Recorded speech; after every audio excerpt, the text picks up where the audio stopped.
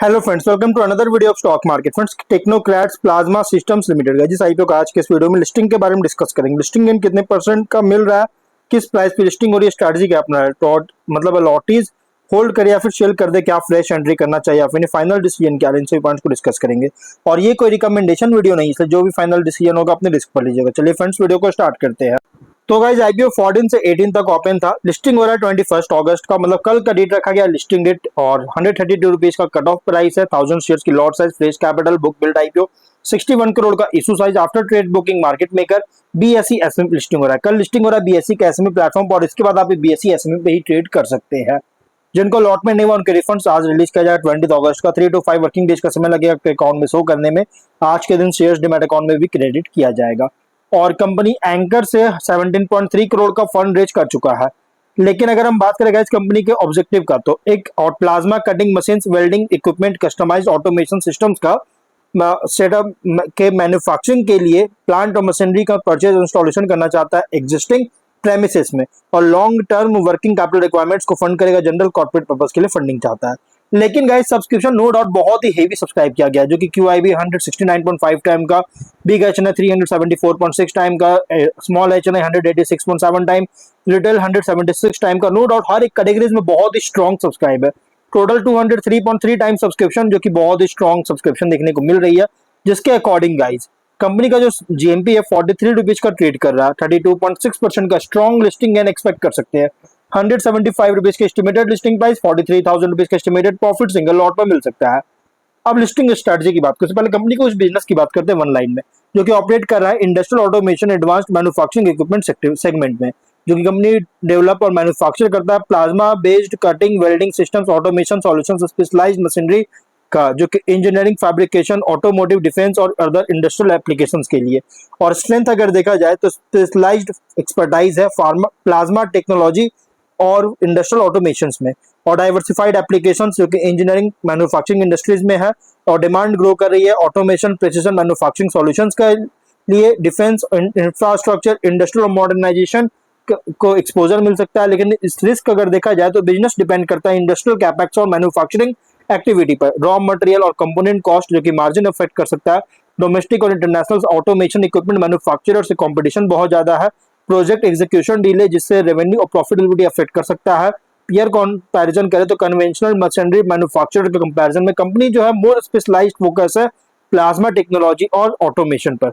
इसका निश product portfolio जो कि डिफरेंशिएशन प्रोवाइड करता है, जबकि स्केल इसका बहुत ही स्मॉलर है अगर लार्ज इंडस्ट्रियल ऑटोमेशन कंपनीज का कंपैरिजन में देखा जाए।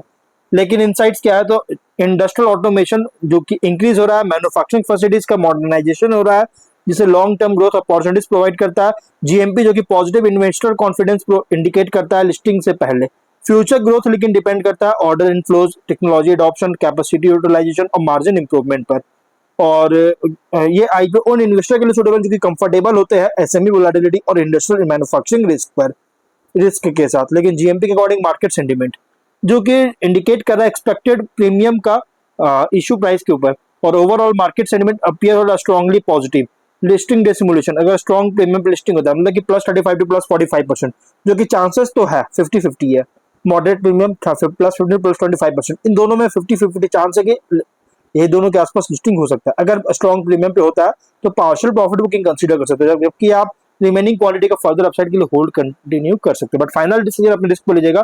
फ्रेश बाय चाहिए, ओपनिंग रैली में चेंजिंग अवॉइड कर सकते हैं, और सबसे बेटर होगा कंसोलिडेशन के लिए वेट कीजिए, क्योंकि वोलेटिलिटी बहुत ज्यादा होता है लिस्टिंग डे पे, और स्पेशली एसएमई आईपीओ में। मॉडरेट प्रीमियम पे लिस्टिंग होता है, मतलब कि +15 +25%, तो फर्स्ट 30 to 45 मिनट अगर होल्ड करते हैं तो रीएसेस जरूर कीजिएगा। फ्रेश बायर्स सपोर्ट का कंफर्मेशन देखिए, उसके बाद आप कंसीडर कीजिए। फ्लैट लिस्टिंग अगर होता है, मतलब कि 0% to +5% का, तो 1 to 2 वीक्स अगर आप होल्ड करते हैं तो ट्रेंड मॉनिटर जरूर कीजिएगा। फ्रेश बायर्स एंटर करने से पहले क्लियर ब्रेकआउट देखिए, उसके बाद आप कंसीडर कीजिए। डिस्काउंट लिस्टिंग होता है, मतलब कि -2 to -10% का, तो पैनिक सेलिंग इनिशियली अवॉइड कर सकते हैं। इंपॉर्टेंट है सपोर्ट लेवल्स को मॉनिटर करना। फ्रेश बायर्स स्टेबलाइजेशन या रिवर्सल कंफर्मेशन हो जाए, उसके बाद आप कंसीडर कर सकते हैं।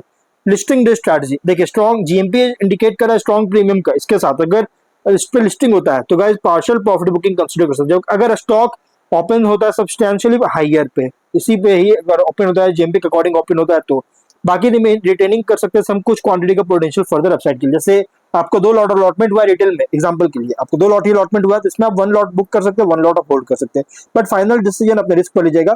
फ्रेश बायर्स ओपनिंग स्पाइक पे चेजिंग अवॉइड कर सकते हैं वोलेटिलिटी के कारण, लेकिन प्राइस स्टेबलाइजेशन और सस्टेन बाइंग इंटरेस्ट का कंफर्मेशन हो जाए एंटर करने से पहले, उसके बाद आप कंसीडर कर सकते हैं। 1 वीक क्या करना चाहिए, तो स्टॉक सस्टेन किया या फिर लिस्टिंग प्राइस अबव इसको ट्रैक कीजिए, और न्यू इंडस्ट्रियल ऑटोमेशन ऑर्डर्स को मॉनिटर कीजिए, operating margin, order book growth, capacity utilization को वॉच कीजिए, और डिमांड मॉनिटर कीजिए डिफेंस, इंजीनियरिंग, मैन्युफैक्चरिंग कस्टमर से। और जब एक्सपोजर सिर्फ इंक्रीज हो, सिर्फ एक्सपोजर जब इंक्रीज हो जाए, वॉल्यूम सपोर्टेड अपट्रेंड के बाद कंफर्म हो, तो आप कंसीडर कर सकते हैं, बट फाइनल डिसीजन जो भी लीजिएगा अपने रिस्क पर लीजिएगा। ये कोई रिकमेंडेशन वीडियो नहीं है। तो गाइस वीडियो कहीं पर एंड करते हैं, कोई डाउट है कमेंट बॉक्स में पूछे, मिलते हैं नेक्स्ट वीडियो में, टिल देन बाय बाय।